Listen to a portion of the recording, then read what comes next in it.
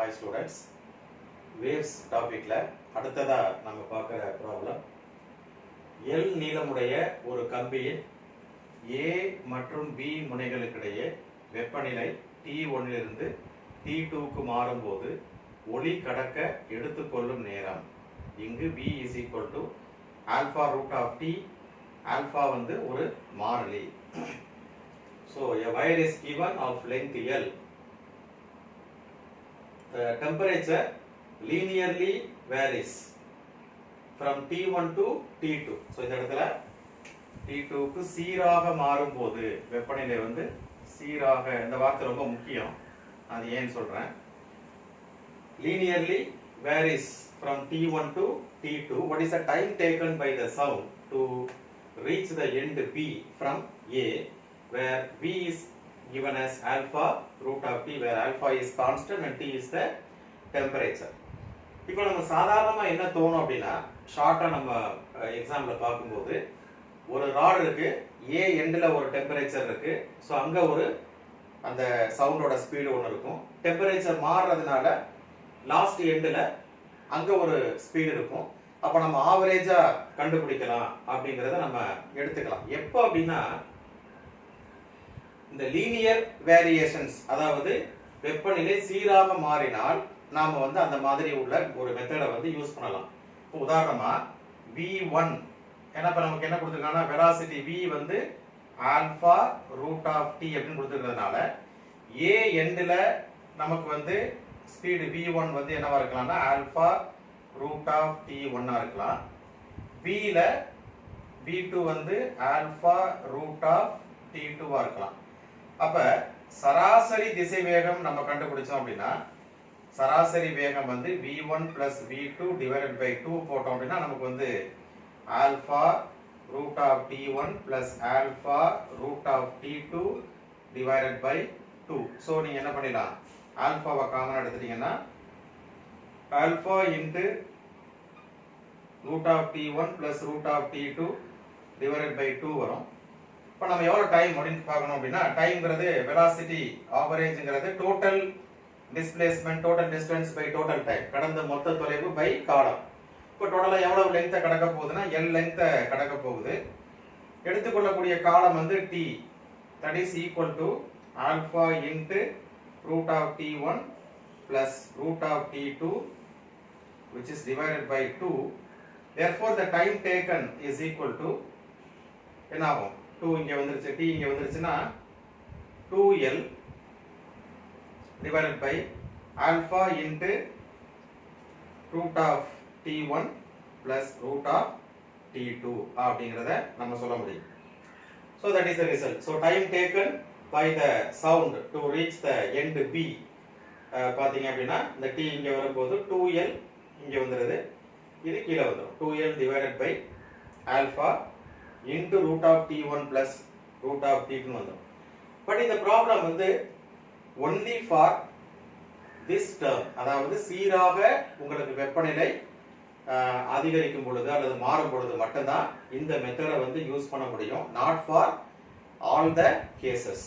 இப்ப சீராக கொடுக்காம விட்டுட்டாங்க அப்படின்னா ஒரு பாயிண்ட்லயும் அந்த வேரியேஷன்ஸ் வந்து வேற வேற மாதிரி இருக்கும்.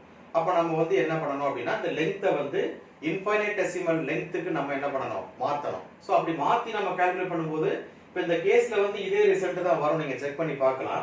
பட் சீராக அப்படின்னு கொடுக்கல அப்படின்னா இப்போ நம்ம போட போற ரெண்டாவது மெத்தடை தான் நீங்க வந்து ஃபாலோ பண்ணணும் அப்படிங்கறத நான் வந்து இதுல சொல்றேன். இது வந்து ஒன்லி ஃபார் திஸ் டர்ம், அதுக்கு வந்து நீங்க யூஸ் பண்ணலாம்.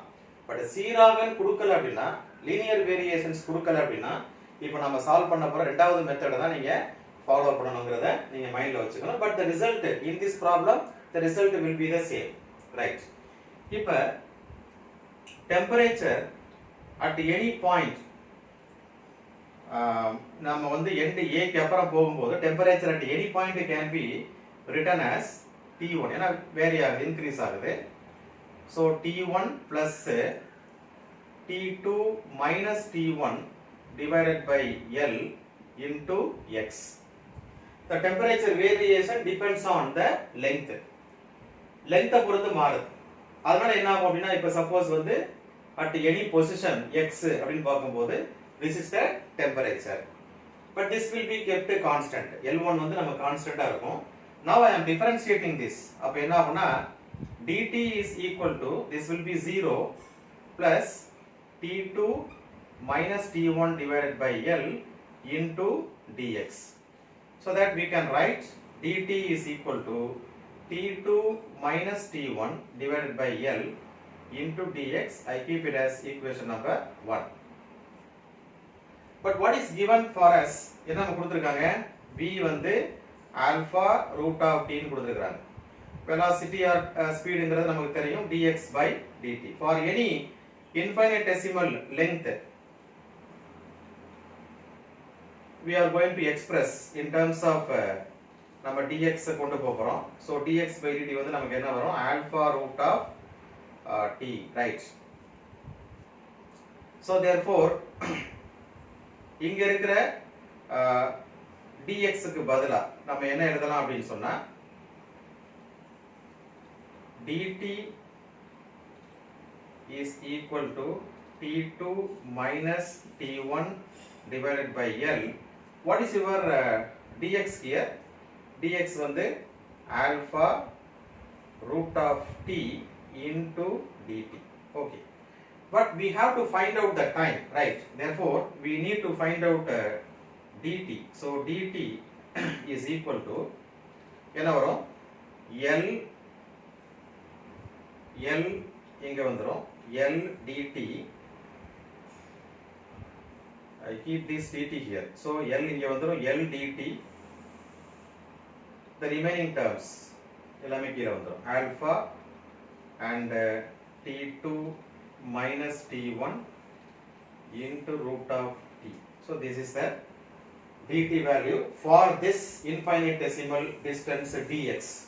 Now here proceed பண்ணலாமா? Now I continue this by integrating on both sides. I am going to integrate this from 0 to t, that is equal to, and I can take this L divided by alpha into t2 minus t1, and I am going to integrate this from the temperature t1 to t2 dt divided by root of t. Yes. Now if you integrate this, so integral dt by root of t is nothing but 2 root of t, right? So you will get L into 2, also I can keep it outside, 2 into L root of t from the limit t1 to t2 divided by alpha t2 minus t1. Fine. Now I can write 2L into alpha t2 minus t1. இப்போ limit apply பண்ணீங்கன்னா you will get the root of t2 minus root of t1 அப்படினு கிடைக்கும். Further simplification we are going to do. So 2L divided by alpha into t2 minus t1. இது என்ன பண்ணலாம்? Root of t2 into root of t1. So I just multiply and divide by root of t2 plus root of t1 divided by root of t2 plus root of t1, right? Okay. This is a plus b into a minus b. So a square minus b square. So t2 minus t1, and this will be cancelled. So my result is 2L divided by alpha into root of t2 plus root of t1. So this is for your time. So what we get in the previous method. So இதுக்கு முன்னாடி நாம அந்த average velocity கண்டுபிடிச்சு நம்ம attain பண்ண அதே result தான் நமக்கு வந்து இந்த கேஸ்லயே வந்து கிடைக்குது. So this is the proper method to find out the time taken. அதாவது நமக்கு வந்து temperature variations வந்து லீனியரா இருக்கு அப்படினு கொடுத்துட்டாங்க அப்படினா நோ இஷ்யூ, அது மாதிரி சால்வ் பண்ணலாம். அந்த மாதிரி கொடுக்காம இப்படி இருந்து இப்படி மாறுது அப்படினு கொடுக்கறாங்க அப்படினா அந்த வேரியேஷன் வந்து ஃபார் எவரி இன்ஃபைனட்டெசிமல் வந்து நாம கண்டுபிடிச்சு அதுக்கப்புறமா தான் நம்ம டைம் டேக்கன் வந்து கண்டுபிடிக்கணும். ஸோ அதுக்கு இதுதான் proper procedure to find out the time taken. So இந்த மெத்தடை நீங்க வந்து கிளியரா ஃபாலோ பண்ணீங்க. This also we can consider as an important problem for the speed of sound in a material. Thank you.